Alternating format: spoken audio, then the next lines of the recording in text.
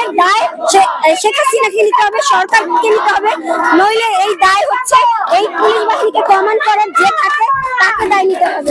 এই মুহূর্তে থমথমে পরিস্থিতি বিরাজ করছে ঢাকা বিশ্ববিদ্যালয়ের ক্যাম্পাস।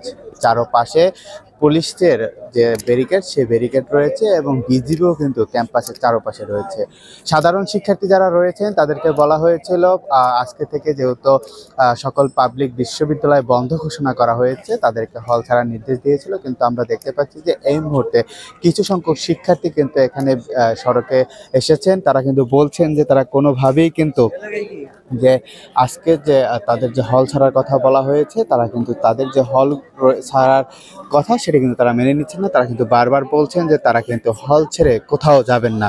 এছাড়াও যদি একটু আপনাদেরকে জানিয়ে রাখি, চারপাশেই কিন্তু এখানে কিন্তু যে বিজিবি তারা কিন্তু মোতায়েন রয়েছেন, পাশাপাশি কিন্তু পুলিশের পক্ষ থেকেও মোতায়েন রয়েছে এবং ঢাকা ক্যাম্পাসে প্রবেশের যে কয়টি গেট রয়েছে প্রতিটি গেটেই কিন্তু আমরা দেখতে পেয়েছি পুলিশ কিন্তু ব্যারিকেড দিচ্ছেন এবং তল্লাশির মাধ্যমেই কিন্তু ভিতরে প্রবেশ করতে দিচ্ছেন, এছাড়া কিন্তু কাউকে প্রবেশ করতে দিচ্ছেন না।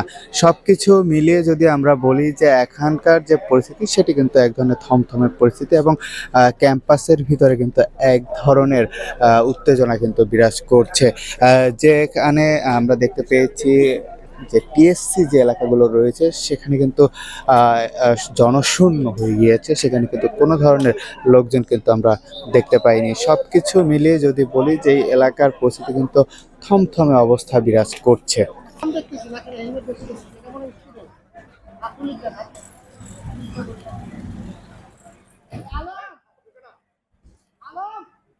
দর্শক, যদি আপনাদেরকে একটু জানিয়ে রাখি, ঠিক কিছুক্ষণ আগে কিন্তু এখানে কয়েকটি ককটেল বিস্ফোরণ হয়েছে এবং এই মুহূর্তে যদি আপনাদেরকে জানিয়ে রাখি যে ঢাকা বিশ্ববিদ্যালয়ে যে এলাকাগুলো রয়েছে সে এলাকা কিন্তু আসলে থমথমে পরিস্থিতি বিরাজ করছে।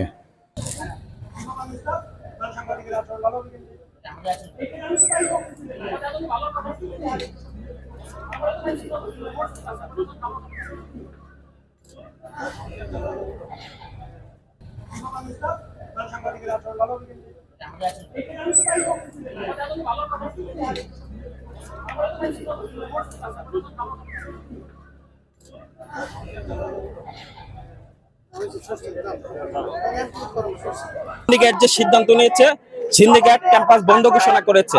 এই বন্ধের মধ্যে যখন সাধারণ শিক্ষার্থীরা হল ছাড়বে তখন তারা ব্যাপক প্রস্তুতি নিয়ে ছাত্রলীগ প্রশাসনের সহায়তা নিয়ে তারা হল দখল করবে।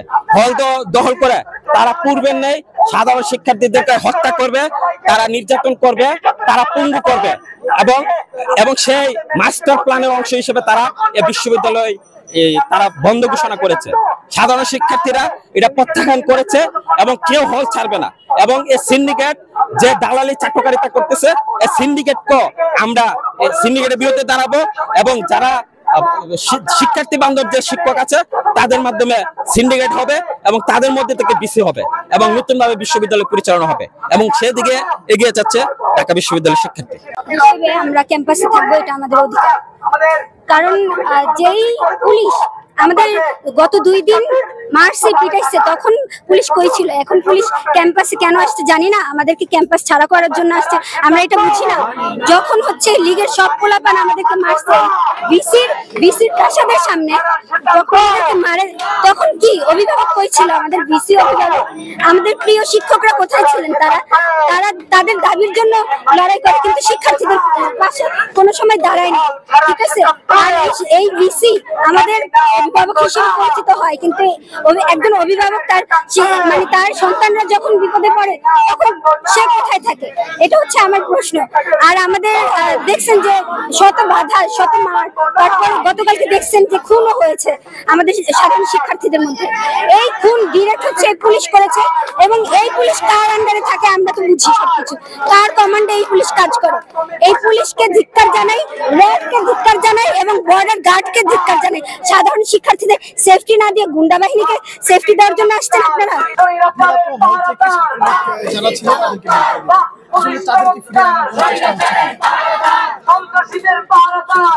আমাদের আন্দোলনটা দমানোর জন্য যা যা কিছু করা লাগবে সেটাই করা হচ্ছে। আপনারা দেখবেন গত 2 দিন ধরে আমাদের উপরে সাধারণ শিক্ষার্থীদের উপরে এমন ভাবে অ্যাটাক করা হয়েছে, পুলিশ সহ গুন্ডা বাহিনী সহ টোকাই বাহিনী প্লাস লীগের সবকিছুই সবাই আমাদের পেছনে লেগে পড়ছিল, কিন্তু আমরা এখনো আমাদের মনোবল যায় নাই। আমরা জানি যে আমরা আমাদের যৌক্তিক দাবিটা আমাদের আদায় করতে হবে।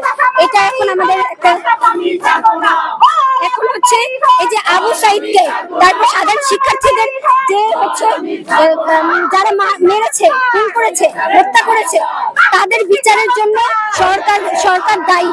এই সরকার এদেরকে কমান্ড দিয়ে এগুলো করাইছে এবং আমরা এই খুনের দায় শেখ হাসিনাকে নিতে হবে, সরকারকে নিতে হবে। নইলে এই দায় হচ্ছে এই পুলিশ বাহিনীকে কমান্ড করার যে থাকে তাকে দায় নিতে হবে। আমাদের এই বাংলাদেশে যেভাবে আমরা টিকে আছি, সাধারণ শিক্ষার্থীরা এখনো আমরা বিভিন্ন বাড়িতে আসার সামর্থ্য বা যোগ্যতা রাখি, আমাদের মনোবল আছে।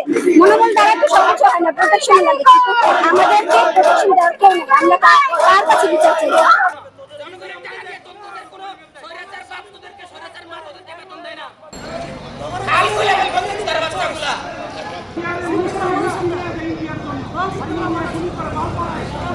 যেমনটি আমরা বলছিলাম যে কিছুক্ষণ আগে কিন্তু শিক্ষার্থীরা বলেছিলেন ক্যাম্পাস থেকে যাতে সকল ধরনের প্রশাসনকে আগামী 1 ঘন্টার মধ্যে এখান থেকে ত্যাগ করেন।